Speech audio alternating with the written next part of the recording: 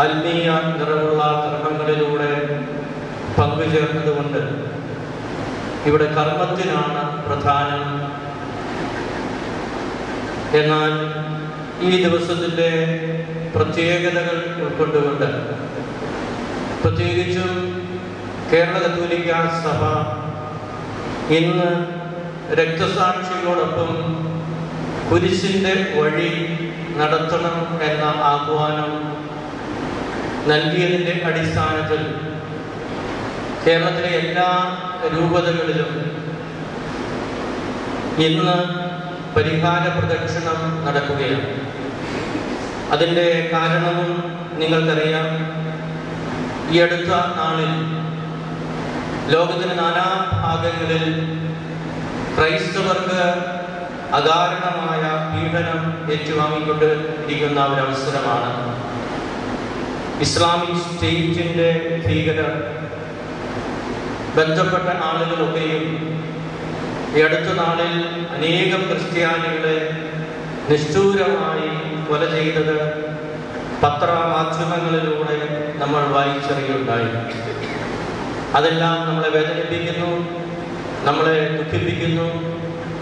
അതുകൊണ്ട് തന്നെ അർത്ഥവത്തായ രീതിയിൽ പ്രാർത്ഥനാപൂർവം നമ്മുടെ സഹോദരങ്ങളോട് ഐക്യദാർഢ്യം പ്രകടിപ്പിച്ചുകൊണ്ടും അവർക്ക് വേണ്ടി പ്രാർത്ഥിച്ചുകൊണ്ടും അവരൊറ്റയ്ക്കല്ല ഈ പീഡനത്തെ നേരിടുന്നത്, അവരോടൊപ്പം ലോകമെമ്പാടുമുള്ള ക്രൈസ്തവർ പ്രാർത്ഥനാപൂർവം അവർക്ക് ആശ്വാസമായും പ്രതീക്ഷയായും അവരോടൊത്ത് ഉണ്ടാകും എന്നാണ് ഈ പ്രാർത്ഥനകളിലൂടെയും പരിഹാര പ്രദക്ഷിണത്തിലൂടെയും നമ്മൾ നടത്തുന്നത്.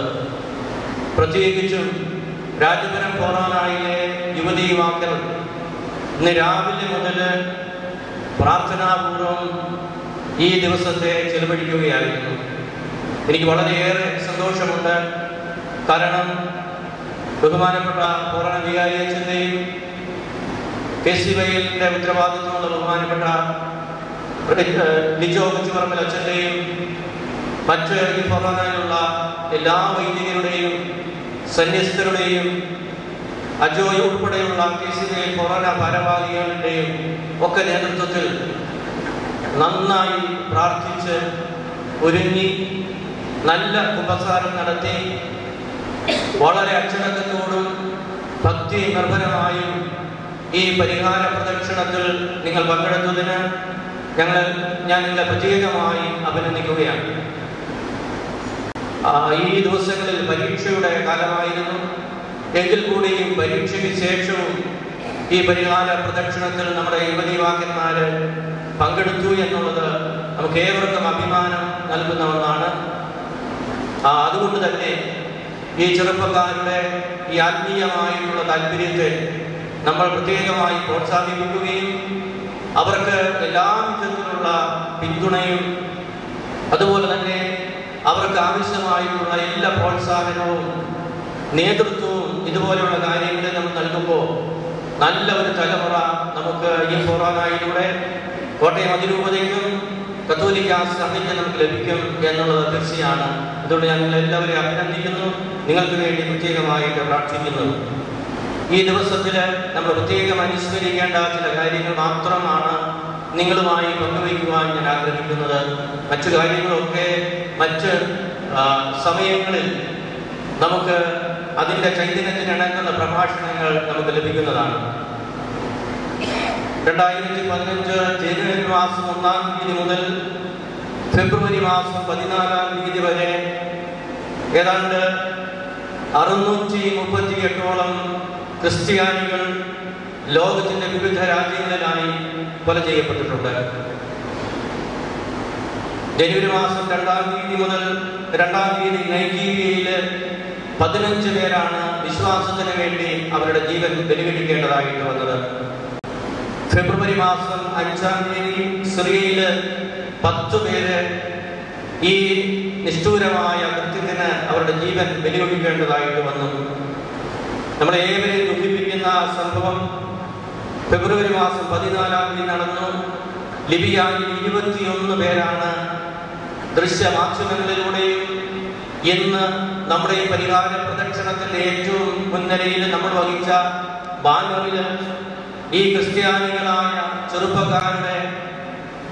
ചെറുപ്പക്കാരെ മുന്നിൽ നിർത്തിക്കൊണ്ട് IS ഭീകരര് അവരെ കൊല ചെയ്യുന്ന കാഴ്ച നമ്മളെ ഏവരെയും വേദനിപ്പിക്കുന്നു. നമ്മളതിന്റെ കഥകളും അതുമായി ബന്ധപ്പെട്ട കാര്യങ്ങളുമൊക്കെ വായിച്ചറിഞ്ഞിട്ടുള്ളതാണ്, നമ്മൾ വേദനിപ്പിക്കുന്നതാണ്. അങ്ങനെ ഏകദേശം ഈ ഒരു മാസം കൊണ്ട് 143 പേര് പരിക്കേറ്റു. 2014 കൊല ചെയ്യപ്പെട്ടവര്, പ്രത്യേകിച്ചും വിശ്വാസത്തിന്റെ പേരിൽ ക്രിസ്ത്യാനികളായതിന്റെ പേരിൽ കൊല ചെയ്യപ്പെട്ടത് ഏതാണ്ട് 3200ഓളം പേരാണ്. പരിക്കേറ്റവർ 926 പേരാണ്.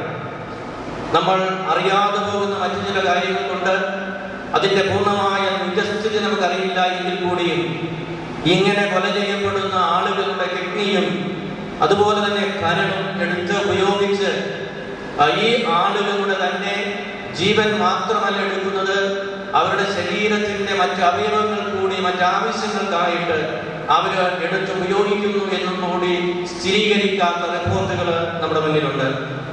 കഴിഞ്ഞ ആഴ്ചയാണ്, ശനിയാഴ്ച, ബംഗാളിലെ റാണാഘട്ടില് നാദിയ ജില്ലയിൽ ശനിയാഴ്ച പുലർച്ചെ ഏതാണ്ട് 75 വയസ്സ് പ്രായമുള്ള ജീസസ് ആൻഡ് മേരി സിസ്റ്റേഴ്സിൽ പെടുന്ന ഒരു സന്യാസിനി അവരുടെ കോൺവെന്റ് കവർച്ച ചെയ്യപ്പെട്ടു. അത് മാത്രവുമല്ല, അവരെ മാനഭംഗപ്പെടുത്തുക കൂടി ചെയ്തു എന്നുള്ള വിവരവും നമ്മളെ വേദനിപ്പിക്കുകയാണ്. ഇത് ഒറ്റപ്പെട്ട സംഭവമല്ല. ഇന്ത്യയിലെ വിവിധ സംസ്ഥാനങ്ങളിലും മറ്റു പല സ്ഥലങ്ങളിലുമൊക്കെ തങ്ങളുടെ ജീവൻ തൃണാളിൽ കഴിച്ചുകൊണ്ട് പ്രേക്ഷിത പ്രവർത്തനം നടത്തുന്ന നമ്മുടെ മിഷണറിമാര് പല സ്ഥലങ്ങളിലും പീഡിപ്പിക്കപ്പെടുന്നു. പ്രേക്ഷിത പ്രവർത്തനം നടത്തുമ്പോൾ അവർക്ക് പീഡനം ഏൽക്കേണ്ടതായിട്ട് വരുന്നു. വിശ്വാസത്തിന് വേണ്ടി അവരുടെ ജീവൻ ബലികഴിച്ചുകൊണ്ടും അതുപോലെയുള്ള വെല്ലുവിളികളെ നേരിട്ടുകൊണ്ടുമാണ് നമ്മുടെ മിഷണറിമാര് ഇന്ത്യയിലെ വിവിധ സംസ്ഥാനങ്ങളില് രൂപതകളിലും കോൺഗ്രിഗേഷനുകളുമായി സേവനം ചെയ്തുകൊണ്ടിരിക്കുന്നത്. നമ്മൾ ഈ വർഷം സമർപ്പിത വർഷമായി ആചരിക്കുമ്പോൾ ഈ സംഭവങ്ങളൊക്കെയും നമ്മൾ ഒന്നു ചേർന്ന് ചിന്തിക്കുകയും പ്രാർത്ഥിക്കുകയും ചെയ്യുന്ന അവസരത്തിൽ പൗലോസ് ശ്ലീഹ റോമായിലെ സഭയ്ക്ക് എഴുതിയ ലേഖനം 12-ാം അധ്യായത്തിൽ 5-ാമത്തെ ഭാഗത്തിൽ പറഞ്ഞിരിക്കുന്നത്, നാം പല ശരീരമാണെങ്കിലും ഒരു ശരീരമാണെങ്കിലും പല അവയവങ്ങളായിട്ട് നിൽക്കുന്നത് പോലെ സഭ എന്ന് പറയുന്നത് ഒരു ശരീരത്തിലെ രൂപതകളായിട്ടും കോൺഗ്രിഗേഷനായിട്ടും അതുപോലെ തന്നെ മറ്റ് വിഭാഗങ്ങളായിട്ടും ഒരു ശരീരത്തെ സഭയാകുന്ന ഏക ശരീരത്തിലെ വിവിധ അവയവങ്ങളാണ് നമ്മൾ ഓരോരുത്തരും. അതുകൊണ്ട് തന്നെ ക്രിസ്ത്യാനികൾ എന്ന നിലയിൽ ഈ സഭയാകുന്ന ശരീരത്തിലെ വിവിധ ഭാഗങ്ങൾ, അതിൽ ഏതെങ്കിലും ഒരു ഭാഗത്തിന് വേദന അനുഭവപ്പെട്ടാൽ, പീഡിപ്പിക്കപ്പെട്ടാൽ അത് ശരീരത്തിന്റെ വേദനയായിട്ട് കരുതാൻ നമുക്ക് കഴിയണം. ഏതെങ്കിലും ഒരു ഭാഗത്ത്, ലോകത്തിന്റെ ഒരു ഭാഗത്ത് ഏതെങ്കിലും ഒരു ക്രിസ്ത്യാനി പീഡിക്കപ്പെട്ടാൽ അത് സഭയാകുന്ന ശരീരത്തിനേൽക്കുന്ന ക്ഷതമാണ്, സഭയാകുന്ന ശരീരത്തിനേൽക്കുന്ന പീഡനമാണ്. അതുകൊണ്ട് ഈ ഒരു വേദനകളിൽ നമ്മളെല്ലാവരും ദുഃഖിക്കുന്നു. പക്ഷേ ഈ വലിയ ആഴ്ചത്തെ സന്ദേശം എന്ന് പറയുന്നത് നമ്മുടെ കർത്താവ് യേശു മിശിഹായുടെ പീഡാസഹനവും കുരിശുമരണവും ഉത്ഥാനവും അനുസ്മരിക്കുന്ന കാലഘട്ടമാണ്. ദൈവത്തിന്റെ വിശേഷണം എന്ന് പറയുന്നത് സ്നേഹമാണ്. ദൈവത്തിന് കൊടുക്കാൻ പറ്റുന്ന ഏറ്റവും വലിയ വിശേഷണം സ്നേഹവും കാരുണ്യവുമാണ്. ആ സ്നേഹത്തിന്റെയും കാരുണ്യത്തിന്റെയും ദിനങ്ങളാണ് വലിയ ആഴ്ച എന്ന് പറയുന്നത്. ഒറ്റിക്കൊടുത്ത യൂദാസിനോട് ക്ഷമിക്കുകയും പല പ്രാവശ്യം തള്ളിപ്പറയുകയും ചെയ്ത പത്രോസിനോട് ക്ഷമിക്കുകയും 70 പ്രാവശ്യം ക്ഷമിക്കുകയും ചെയ്യണമെന്ന് തന്റെ അനുയായികളോട് ആഹ്വാനം ചെയ്ത ഈശോ മിശിഹ മനുഷ്യരുടെ പാപങ്ങൾക്ക് വേണ്ടി കാൽവരിയിലെ കുരിശിൽ സ്വയം ബലിയായി തീർന്നതിന്റെ ഓർമ്മയാണ് നമ്മൾ ഈ ദിവസങ്ങളിൽ അനുസ്മരിക്കുന്നത്, പ്രാർത്ഥിക്കുന്നത്, ധ്യാനിക്കുന്നത്. നമ്മുടെ ഈ പരിഹാര പ്രദക്ഷിണത്തിലൂടെ ചെയ്യുന്നത് മറ്റൊന്നുമല്ല. ത്യാഗപൂർവ്വം ഈ 2 മണിക്കൂർ നേരം പ്രാർത്ഥനാപൂർവ്വം നമ്മൾ ഈ പരിഹാര പ്രദക്ഷിണത്തിൽ പങ്കെടുത്തപ്പോൾ നമ്മൾ ചിന്തിച്ചത്, നമ്മൾ ധ്യാനിച്ചത് ഈശോ മിശിഹ അനുഭവിച്ച, അത് പാപികളായ മനുഷ്യർക്ക് വേണ്ടി അനുഭവിച്ച പീഡനങ്ങളും മാനസികമായ വ്യഥകളും ശാരീരികമായ ക്ലേശങ്ങളും ദുഃഖങ്ങളുമൊക്കെ സന്തോഷപുരസ്സരം സ്വീകരിച്ചുകൊണ്ട് അത് പിതാവായ ദൈവത്തിന് സമർപ്പിച്ച് തന്റെ ജീവൻ തന്നെ ബലിയായി സമർപ്പിച്ചുകൊണ്ടുള്ള ഒരു ജീവിതത്തിന്റെ മാതൃകയാണ് നമ്മൾ ഈ വലിയ ആഴ്ച അനുസ്മരിക്കുന്നത്. അവിടുന്ന് സഹിച്ചത്, അവിടുന്ന് വേദന അനുഭവിച്ചത് നമുക്ക് വേണ്ടിയാണ്. The blood of martyrs is the sperm of Christianity എന്നാണ് മഹാനായ ചുറ്റുല്യൻ പറഞ്ഞു വെച്ചിരിക്കുന്നത്. വിശ്വാസികളെ കൊണ്ട് ആണ് സഭ വളരുന്നത്. അവരുടെ രക്തം കൊണ്ടാണ് സഭ തഴച്ചു വളർന്നിരിക്കുന്നത്. പ്രത്യേകിച്ചും ആദ്യ നൂറ്റാണ്ടുകളിൽ ഡയോക്ലീഷ്യൻ ചക്രവർത്തി മുതലായിട്ടുള്ള ചക്രവർത്തിമാര് കത്തോലിക്ക സഭയെ ക്രിസ്ത്യാനികളെ പീഡിപ്പിച്ചപ്പോൾ അവര് ധരിച്ചത് ക്രിസ്തുമസ് നാമാവിശേഷമാകുമെന്നാണ് അവർ കരുതിയത്. പക്ഷേ അത് മിഥ്യാധാരണയായിരുന്നു. പീഡനം അനുഭവിച്ചപ്പോഴാണ് സഭ എക്കാലത്തും ജീവനോടെ ഉയർത്തെഴുന്നേറ്റത്. രക്തസാക്ഷികൾ ഉണ്ടായതുകൊണ്ടാണ് സഭ ഇന്നും ഇതേ രീതിയിൽ സജീവമായി ലോകത്തിന്റെ നാനാഭാഗങ്ങളിലുമായി എല്ലാ ഭൂഖണ്ഡങ്ങളിലുമായിട്ട് നിറഞ്ഞു നിൽക്കുന്നത്. സംഖ്യ നമ്മൾ ആനുപാതികമായിട്ട് കുറവാണ്. പക്ഷെ ഗുണപരമായി വിശ്വാസത്തിന്റെ പേരിൽ നമ്മൾ സ്നേഹപൂർവ്വം കാരുണ്യപൂർവ്വം ഈശോ മിശിഹായുടെ ജീവിതം അനുകരിച്ചുകൊണ്ട്, ശത്രുക്കളോട് ക്ഷമിച്ചുകൊണ്ട്, സ്നേഹം അഭ്യസിച്ചുകൊണ്ട് നമ്മൾ നമ്മുടെ ക്രിസ്തുമത വിശ്വാസം ലോകത്തിൽ പ്രചരിപ്പിച്ചുകൊണ്ടിരിക്കുകയാണ്. നമ്മളെ കുറിച്ച് മറ്റുള്ളവർ പരാതിപ്പെടുന്നത് ഒരുപക്ഷെ അവരുടെ അറിവില്ലായ്മ കൊണ്ടായിരിക്കാം. മത പരിവർത്തനം നടത്തുന്നു എന്ന പേരിൽ, അല്ലെങ്കിൽ അങ്ങനെയുള്ള സംശയത്തിന്റെ പേരിൽ, തെറ്റിദ്ധാരണയുടെ പേരിൽ ഒരുപക്ഷെ കത്തോലിക്കരായിട്ടുള്ള ആളുകൾ, ക്രിസ്ത്യാനികൾ ഇന്ന് ഭാരതത്തിൽ പീഡിപ്പിക്കപ്പെടുന്നുണ്ട് എന്ന് വരികിൽ അത് അവർക്ക് പറ്റുന്ന അവരുടെ തെറ്റിദ്ധാരണയായിട്ട് മാത്രമേ കരുതേണ്ടതുള്ളൂ. കാരണം നമ്മൾ ഇന്ന് ക്രിസ്ത്യാനികൾ ഭാരതത്തിൽ 3% താഴെയാണ്. ഇങ്ങനെ നമ്മളൊരു മതപരിവർത്തനം നടത്തിയിരുന്നുവെങ്കിൽ എത്രയോ ആയിരങ്ങൾ, പതിനായിരങ്ങൾ ക്രിസ്തുമസ് മതത്തിലേക്ക് വരികയും നമ്മുടെ എണ്ണം ആനുപാതികമായിട്ട് വർഷങ്ങളായി നിലനിൽക്കുന്ന ഈ 3% താഴെ ഒരിക്കലുമായിരിക്കുകയില്ല എന്നുള്ളതാണ് സത്യം. അതുകൊണ്ട് തന്നെ ഈ ഒരു തെറ്റിദ്ധാരണ പുലർത്തുന്ന, തെറ്റിദ്ധാരണ അല്ലെങ്കിൽ തെറ്റുകൾ പ്രചരിപ്പിക്കുന്ന ആളുകൾക്ക് വേണ്ടി പ്രാർത്ഥിക്കുക. നമുക്ക് ആരോടും പരിഭവമോ പരാതിയോ വെറുപ്പോ വിദ്വേഷമോ പാടില്ല. മറിച്ച് നമ്മൾ അനുകരിക്കുന്ന, നമ്മൾ ജീവിത മാതൃകയാക്കുന്ന ഈശോ മിശിഹായുടെ ജീവിതശൈലി പിന്തുടരുന്നവരാണ് നമ്മളെങ്കിൽ തീർച്ചയായിട്ടും അവരുടെ സ്നേഹത്തിനും ക്ഷമയ്ക്കും വിട്ടുവീഴ്ചയ്ക്കും സഹിഷ്ണുതയ്ക്കുമാണ് സ്ഥാനം. അപ്പോൾ ഈശോ മിശിഹ നമ്മളെ ഉദ്ബോധിപ്പിക്കുന്നത്, നമ്മളോട് പറയുന്നത് സ്നേഹം അഭ്യസിക്കണമെന്നും, നമ്മളെ ദ്രോഹിക്കുന്നവർക്ക് വേണ്ടി പ്രാർത്ഥിക്കണമെന്നും, നമ്മൾ നഷ്ടധൈര്യരാകാതിരിക്കണമെന്നും, നമ്മൾ ക്ഷമയോടെ കാത്തിരിക്കണമെന്നും, സഹിഷ്ണുതയോടെ പ്രകടിപ്പിക്കണമെന്നാണ് ഈശോ മിശിഹ നമുക്ക് തരുന്ന മാതൃക എന്ന് പറയുന്നത്. അതുകൊണ്ട് തന്നെ നമുക്ക് ഈ അവസരത്തിൽ പ്രത്യേകമായിട്ട് പ്രാർത്ഥിക്കാൻ. പ്രിയ യുവതീവാക്യന്മാരെ, നിങ്ങളും ഈ വിശ്വാസത്തിന്റെ കാവൽഭടന്മാരാണ്. മാമോദീസ സ്വീകരിച്ച്, സ്ഥൈര്യലേപനം സ്വീകരിച്ച്, വിശുദ്ധ കുർബാന സ്വീകരിച്ച്, വിവാഹം എന്ന കൂദാശ സ്വീകരിച്ച്, അനുരഞ്ജന കൂദാശ സ്വീകരിച്ച് സഭയുടെ വിശ്വാസത്തിന്റെ പടയാളികളായി നിങ്ങൾ ഈ രാജ്യത്ത് നിങ്ങളുടെ വിശ്വാസ പ്രഘോഷണം നടത്തുകയാണ്. അപ്പോൾ നിങ്ങളുടെ വിശ്വാസ പ്രഘോഷണം നിങ്ങളുടെ ഈ പ്രദേശത്ത്, ഈ രാജ്യത്ത് നമ്മൾ നടത്തുമ്പോൾ ഈ വിശ്വാസ പ്രഘോഷണം നടത്തുന്നത് നിങ്ങളുടെ നല്ല പ്രവൃത്തികളിലൂടെ, നിങ്ങളുടെ സൽക്കർമ്മങ്ങളിലൂടെ വേണം ഈ നാട്ടിലുള്ള നാനാജാതി മതസ്ഥരായിട്ടുള്ള ആളുകൾക്ക് ക്രൈസ്തവ സാക്ഷ്യം നൽകേണ്ടത്. ആദിമ ക്രൈസ്തവ സമൂഹത്തെ കുറിച്ച് പറയുന്നത് അവര് പങ്കുവയ്ക്കുന്നവരായിരുന്നു, അവര് സ്നേഹമുള്ളവരായിരുന്നു, അവര് ക്രിസ്തീയമായ മൂല്യങ്ങൾ പാലിച്ചത് കണ്ടപ്പോൾ മറ്റുള്ള എല്ലാവരും അവരെ നോക്കി പറഞ്ഞു, ഇതാ ക്രിസ്ത്യാനികൾ ജീവിക്കുന്നു എത്രയോ മാതൃകാപരമായി. ഇന്ന് രാജപരമ്പരമായുള്ള നമ്മുടെ യുവതിവാക്കൾ രാവിലെ മുതൽ പ്രാർത്ഥിച്ചത് കാണുമ്പോൾ ഈ നാട്ടിലുള്ളവർ കരുതും നമ്മുടെ കുട്ടികൾ എത്രയോ നല്ലവരാണെന്ന്. അപ്പോൾ നിങ്ങൾക്ക് പ്രാർത്ഥിക്കാൻ അറിയാം, നിങ്ങൾക്ക് നല്ല ഒരുക്കത്തോടു കൂടി കുമ്പസാരിക്കാൻ നിങ്ങൾക്കറിയാം, ഭക്തിപൂർവ്വം വിശുദ്ധ കുർബാനയിൽ പങ്കുചേരാൻ നിങ്ങൾക്കറിയാം, അച്ചടക്കത്തോടുകൂടി ഭക്തിപൂർവ്വം ഈ പരിഹാര പ്രദക്ഷിണത്തിൽ പങ്കെടുത്തുകൊണ്ട് ഈ നാടിലുള്ള എല്ലാ ആളുകൾക്കും നിങ്ങൾ കൊടുത്തൊരു സന്ദേശമുണ്ട്.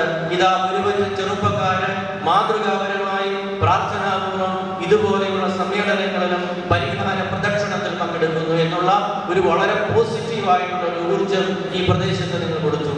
നിങ്ങൾക്ക് വളരെയേറെ നന്മകളും അതുപോലെ തന്നെ നല്ല കാര്യങ്ങളും നിങ്ങൾക്ക് ചെയ്യാൻ പറ്റും. ആത്മീയമായ കരുത്തും ആത്മീയമായ ഊർജവും ഉള്ളവരാണ് നിങ്ങൾ. ഒരുപക്ഷെ തെറ്റിലൂടെ നിങ്ങൾ പോയാൽ അത് തിരിച്ചുകൊണ്ട് ഈ നോമ്പ് കാലത്ത്, ഈ വലിയ ആഴ്ചയിൽ നിങ്ങൾ തിരിച്ചു വരണം. നിങ്ങൾ പാപം ചെയ്യുന്നുണ്ടെങ്കിൽ ആ പാപത്തിന് കുമ്പസാരിച്ച് പ്രായശ്ചിത്തം ചെയ്ത് നല്ല കാര്യങ്ങൾ ചെയ്തുകൊണ്ട് വിശുദ്ധിയിലേക്ക് നിങ്ങൾ കടന്നു വരണം. മറ്റുള്ളവരെ വെറുപ്പോടെ വിദ്വേഷത്തോടെ നിങ്ങൾ കണ്ടിട്ടുണ്ടെങ്കിൽ, സംസാരിച്ചിട്ടുണ്ടെങ്കിൽ അത് നിങ്ങൾ തിരുത്താൻ തയ്യാറാകണം. കാരണം ക്ഷമിച്ച ഈശോയുടെ മാതൃകയാണ് ഈ ദിവസങ്ങളിൽ നമ്മൾ പ്രാർത്ഥനാപൂർവ്വം ഓർക്കുന്നത്. മാതാപിതാക്കളെ അനുസരിക്കാതിരുന്നിട്ടുള്ള മക്കൾ എന്ന രീതിയിൽ യുവതീവാക്യന്മാര് പെരുമാറുന്നുണ്ടെങ്കിൽ, മാതാപിതാക്കൾക്ക് വേദന കൊടുക്കുന്ന ചെറുപ്പക്കാരാണ് നിങ്ങളെങ്കിൽ ആ സ്വഭാവം നിങ്ങൾ മാറ്റണം. കാരണം സ്നേഹിക്കാനാണ് നമ്മുടെ ഈശോ നമ്മൾ പഠിപ്പിച്ചിട്ടുള്ളത്. നിങ്ങളുടെ മാതാപിതാക്കളെ നിങ്ങൾ സ്നേഹിക്കാൻ പറ്റണം. അധ്യാപകരെ നിങ്ങൾ വെറുപ്പോടും വിദ്വേഷത്തോടും കൂടി കരുതുന്നുണ്ടെങ്കിൽ അത് തിരിച്ചാൽ നിങ്ങൾ തയ്യാറാവണം.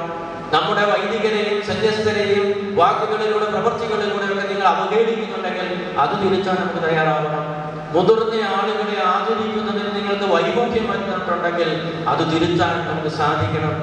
ലൈംഗികമായ രീതിയിൽ പെൺകുട്ടികളെ ആൺകുട്ടികൾ കാണുകയും ആൺകുട്ടികളെ പെൺകുട്ടികൾ കാണുകയും അതുപോലെ തന്നെ മറ്റ് നമുക്ക് അനുവദനീയമല്ലാത്ത വൈകൃതങ്ങളിലേക്ക് നമ്മൾ പോവുകയും ചെയ്യുമ്പോൾ, പ്രത്യേകിച്ചും ദൃശ്യ ശ്രാവ്യ മാധ്യമങ്ങളിലൂടെ സോഷ്യൽ മീഡിയയിലൂടെ നമ്മൾ ഇതുപോലെയുള്ള കാര്യങ്ങളിലേക്ക് പോകുമ്പോൾ നമ്മൾ നഷ്ടപ്പെടുത്തുന്നത് നമ്മുടെ ജീവിതമാണ്, നമ്മുടെ കൗതാശിക ജീവിതമാണ്, ക്രിസ്തീയ ജീവിതമാണ്, നമ്മുടെ ഭാവിയാണ്. നമ്മൾ ഓർക്കണം. അത് വെച്ച് ഈ സമൂഹത്തിന് മാതൃകയായിട്ട് നിൽക്കാനാണ് നമുക്ക് ഈ രാജ്യത്തിന് വേണ്ടി പ്രാർത്ഥിക്കാം. ആഗോള കത്തോലിക്ക സഭയ്ക്ക് വേണ്ടി പ്രാർത്ഥിക്കുക. അനേകം മിഷണറിമാർ വേദനിക്കുന്നു, അവർ പീഡനം ഏറ്റുവാങ്ങുന്നു വിശ്വാസത്തെ പ്രതി. അവർക്ക് വേണ്ടി നമുക്ക് പ്രാർത്ഥിക്കാം. പ്രിയമുള്ള യുവജനങ്ങളെ, നിങ്ങളും ഈ ദിവസങ്ങളിൽ നിങ്ങളുടെ പ്രാർത്ഥന അവരോടൊത്തായിരിക്കട്ടെ. നമുക്ക് ഐക്യദാർഢ്യം പ്രകടിപ്പിക്കാം അവരോട്. ടാഗോറിന്റെ പ്രസിദ്ധമായ ഗീതാഞ്ജലിയിൽ അദ്ദേഹം ഈ ഭാരതത്തിന്റെ ദുഃഖങ്ങളും വേദനകളും ഒക്കെ മനസ്സിൽ വെച്ചുകൊണ്ടുള്ള ഗീതാഞ്ജലിയിൽ അദ്ദേഹം നടത്തുന്ന പ്രാർത്ഥന ഇപ്രകാരമാണ്. മനോഹരമായ പ്രാർത്ഥനയാണ് ടാഗോർ തന്റെ ഗീതാഞ്ജലിയിലൂടെ നമ്മുടെ മുന്നിൽ അവതരിപ്പിക്കുന്നത്.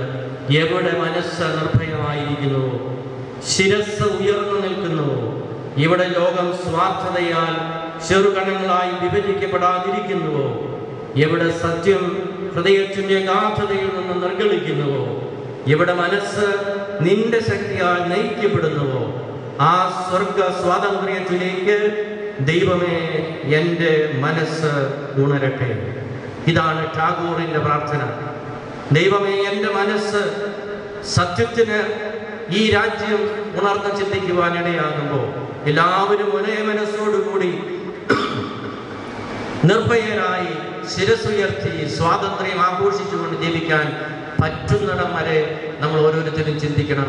അങ്ങനെയുള്ള ഒരു രാജ്യം സ്വപ്നം കണ്ടുകൊണ്ട് ആ രാജ്യത്തിലെ മക്കളാണ് നമ്മളെന്ന നിലയിൽ നമുക്ക് ജീവിക്കാം.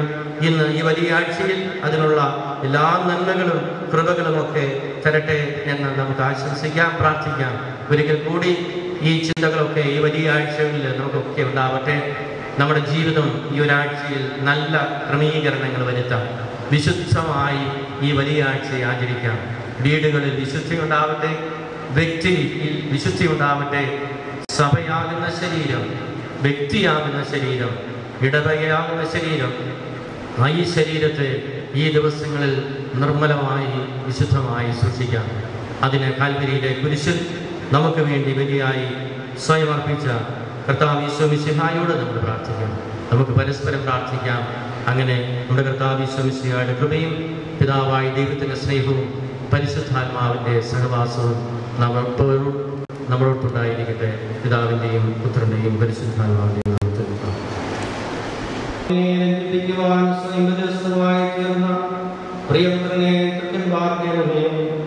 ഞങ്ങൾക്ക് വേണ്ടി മരണം വരിച്ച അങ്ങേ പുത്രനെ സ്വീകരിച്ചുകൊണ്ട് ഞങ്ങളുടെ പാപങ്ങൾ പൊറുക്കുകയും ഞങ്ങളോട് രമ്യപ്പെടുകയും ചെയ്യണമേ. അങ്ങേ തിരുക്കുമാരൻ രാഗത്തായ തിരുരക്തം ഞങ്ങൾക്ക് വേണ്ടി പ്രാർത്ഥിക്കുന്നു. ആ തിരുരക്തത്തെ ഓർത്ത് ഞങ്ങളുടെ പ്രാർത്ഥന കൈക്കൊള്ളണമേ. ഞങ്ങളുടെ പാപം വലുതാണെന്ന് ഞങ്ങൾ അറിയുന്നു, എന്നാൽ അങ്ങേ കാരുണ്യം അതിനേക്കാൾ വലുതാണല്ലോ. ഞങ്ങളുടെ പാപങ്ങൾ കണക്കിലെടുക്കുമ്പോൾ അവയ്ക്ക് വേണ്ടിയുള്ള ഈ പരിഹാരങ്ങളെയും ഗമിക്കണമേ. ഞങ്ങളുടെ പാപങ്ങൾ നിമിത്തം അങ്ങേ പ്രിയപുത്രൻ നാളുകളാൽ തടയ്ക്കപ്പെടുകയും ബുദ്ധത്താൽ കുത്തിത്തുടക്കപ്പെടുകയും ചെയ്തു. അങ്ങേ പ്രസാദിപ്പിക്കുവാൻ അവിടുത്തെ പീഡകൾ ധാരാളം മതിയല്ലോ. തന്റെ പുത്രനെ ഞങ്ങൾക്ക് നൽകിയ പിതാവിന് സ്തുതിയും കുരിശുമരണത്താൽ ഞങ്ങളെ രക്ഷിക്കപ്പെട്ട ആരാധനയും രക്ഷണീയ കൃത്യം പൂർത്തിയാക്കി പരിശുദ്ധാത്മാവിന് സ്തോത്രം ഉണ്ടായിരിക്കട്ടെ. ആമേൻ. സുഖസ്ഥനായ ഞങ്ങളുടെ പിതാവേ, അങ്ങയുടെ നാമം പൂജിതമാകണമേ. അങ്ങയുടെ രാജ്യം വരണമേ. അങ്ങയുടെ തിരുമനസ്സ് സ്വർഗ്ഗത്തിലെ പോലെ ഭൂമിയിലുമാകണമേ.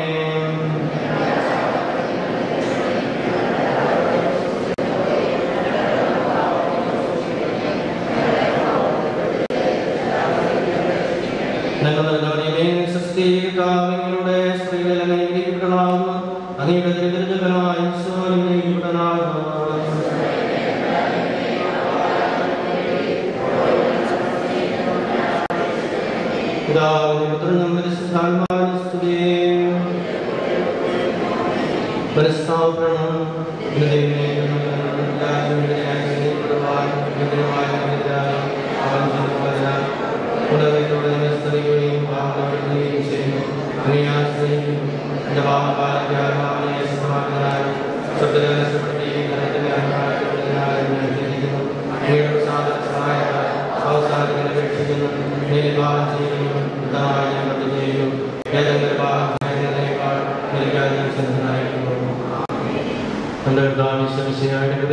പിതാവായ ദൈവത്തിന്റെ സ്നേഹവും പരിശുദ്ധാത്മാവിന്റെ സഹവാസവും നമ്മളെല്ലാവരോടും ഉണ്ടായിരിക്കട്ടെ ഇപ്പോഴും എപ്പോഴും.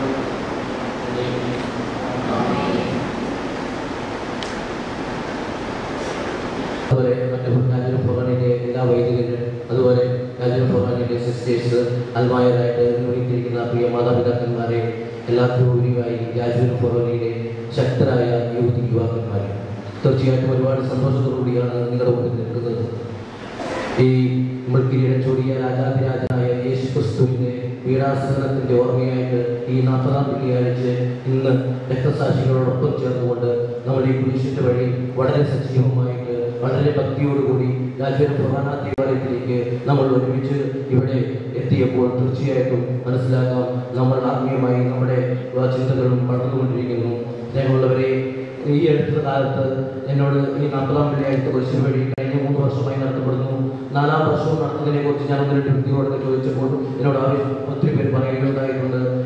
യുവാക്കന്മാർ ഇന്ന് വാട്സപ്പിന്റെയും ഇന്റർനെറ്റിന്റെയും ഫേസ്ബുക്കിന്റെയും പുറകിലേക്കല്ലേ, ഇനി ഇതൊക്കെ നടത്തേണ്ട ആവശ്യമുണ്ടോ എന്ന്. ഇല്ല, രാജീവ് ഫൊറാനിലെ ഓരോ യുവാക്കന്മാരും ഇന്നും ഇടവകയോടും ഫൊറാനയോടും അതുപോലെ തന്നെ യുവതിയോടും സഭയോടും ചേർന്ന് പ്രവർത്തിക്കുന്നതിന്റെ ഉത്തമ ഉദാഹരണമാണ് ഇന്ന് രാവിലെ മുതൽ ഈ കൊടും ചൂടിൽ ഈ കൊടും വെയിലിൽ ഇന്ന് മുഴുവൻ ആത്മീയ ചിന്തകൾക്കായി മാറ്റിവെച്ചിട്ടുണ്ടെന്ന് സംശയമില്ല. സ്നേഹമുള്ളവരെ, ഞാൻ ദീർഘിപ്പിക്കുന്നില്ല. നിങ്ങൾ എല്ലാവരും അടുത്തിരിക്കുന്നത്, പ്രത്യേകിച്ച് യുവതിവാക്കം അടുത്തിരിക്കുകയാണ്. ഞാൻ നന്ദി പറയുക എന്ന എൻ്റെ കടമയിലേക്ക് കടക്കുകയാണ്. തീർച്ചയായിട്ടും നമുക്കറിയാം, ഇന്ന് രാവിലെ മുതൽ ഈ ദിവസം വൈകുന്നേരം വരെ സമാധാന സന്ദേശം വരെ എല്ലാ കാര്യവും വളരെ ആത്മാർത്ഥതയോടുകൂടി ഇന്ന് ആശ്രമത്തിൽ രാവിലെ മുതലുള്ള ഓരോ തിരുക്കർമ്മങ്ങളിലും പിതാവ് ഒന്ന് കൂടിയുണ്ടായിരുന്നു. യുവാക്കന്മാർക്ക് വേണ്ടി പ്രത്യേകമായി പ്രാർത്ഥിച്ച് ദിവ്യബലി അർപ്പിച്ചു. അതിനുശേഷം നടന്ന കുരിശിന്റെ വഴി രക്തസാക്ഷികളോടുള്ള കുരിശിന്റെ വഴിയിൽ ഈ വേദത്തിൽ നമ്മളോടൊപ്പം ചേർന്ന് പിതാവ് ഏറ്റവും മുൻനിരയിൽ തന്നെ മുമ്പിൽ നടന്നു വന്നു. ഒപ്പം നമുക്ക് വേണ്ടി ദേവാലയത്തിൽ വന്ന് നല്ല ഒരു സന്ദേശം നൽകി.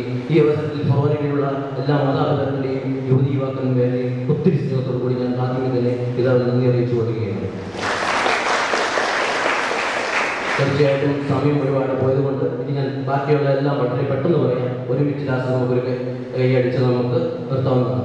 അത് മറ്റൊന്നുമല്ല, ഇതുപോലെ ഈ ഇതിനുവേണ്ട എല്ലാ നേതൃത്വവും നമുക്ക് നൽകിക്കൊണ്ടിരിക്കുന്ന ഫൊറാന ചാപ്പലും ഷാജിയച്ചനും അതുപോലെ തന്നെ KCB ഇന്നും ആത്മാർത്ഥമായി KCBന്റെ എല്ലാ നല്ല നിർദ്ദേശങ്ങളും നൽകി ഞങ്ങളെ സഹായിച്ചു കൊണ്ടുവന്ന KCBയുടെ ചാപ്പലും ലിജോ അച്ഛൻ, അതുപോലെ KCBയുടെ എന്ത് ആവശ്യങ്ങളിലും ഇടവകയിലെ പള്ളിയിലെ എന്ത് കാര്യത്തിനും പോയി ചെന്ന് സമീപിച്ചാൽ ഒത്തിരി സ്നേഹത്തോടു കൂടി സഹകരിക്കുന്ന രാജീവ് ഫൊറാനിലെ എല്ലാ വൈദികരും, അതുപോലെ തന്നെ ഏത് KCBയുടെ പ്രവർത്തനങ്ങൾക്കും KCBയുടെ എല്ലാ നിർദ്ദേശങ്ങളും നൽകുന്ന KCBയുടെ സിസ്റ്റർ അതുപോലെ മറ്റ് എല്ലാ സിസ്റ്റേഴ്സ്, അതുപോലെ എല്ലാ നമുക്ക് വേണ്ട ഡയറക്ടർമാർ എല്ലാവരും ഈ അവസരത്തിൽ നന്ദിയോടെ ഓർക്കുന്നു. അതുപോലെ തന്നെ ഇന്നത്തെ ആശ്രമത്തിൽ വെച്ച് നടന്ന ആ ഒരു ദിവസത്തെ എല്ലാ കാര്യങ്ങൾക്കും അവിടെ ധ്യാനകേന്ദ്രത്തിൽ നിന്ന് എല്ലാം വളരെ ആത്മാർത്ഥതയോടെ നമുക്ക് ചെയ്തു തന്നു. ഇസ്മാനച്ചനും റൈച്ചനും ഒക്കെ നമുക്ക് വേണ്ടി ചെയ്തു തന്നു. അതുപോലെയുള്ള അവിടുത്തെ ആശ്രമത്തിൽ തന്നെ ശുശ്രൂഷകരെല്ലാം നമ്മളോടൊപ്പം വേണ്ട എല്ലാ സഹകരണത്തിനും കൊടുക്കുന്നു. അത് മാത്രമല്ല, അവിടെ തന്നെ ഭക്ഷണമുണ്ടാക്കുന്നവർ നമുക്ക് വേണ്ടി ഉച്ചയ്ക്ക് നല്ല കഞ്ഞിയും പയറും അച്ചാറും ഒക്കെ ആ വിശന്നിരുന്ന സമയത്ത് നമുക്ക് ഒരുക്കി തന്നു. അതുപോലെ തന്നെ നമ്മുടെ ഗായകർ, നമ്മുടെ KCBയിലൂടെ എന്നും നമ്മൾക്ക് വേണ്ടി പ്രവർത്തിക്കുന്ന നമ്മുടെ ഗായകർ പ്രണവ്, അഞ്ജന, സ്നേഹ, സുബിൻരാജൻ, ഇവരൊക്കെ ഇന്ന് രാവിലെ മുതൽ വൈകുന്നേരം വരെ എല്ലാ ശുശ്രൂഷകർക്ക് ഗാനങ്ങൾ പാടി. അതുപോലെ ഇന്നലെ വൈകുന്നേരം കുരിശിന് വഴിക്ക് വേണ്ട ആ നമ്പർ എഴുതുന്നതിന് വേണ്ടി രാത്രി 12 മണി വരെ എന്നോടൊപ്പം സഹകരിച്ച് എൻ്റെ KCB സുഹൃത്തുക്കൾ അവരെല്ലാം നന്ദിയോടെ ഓർക്കുന്നു.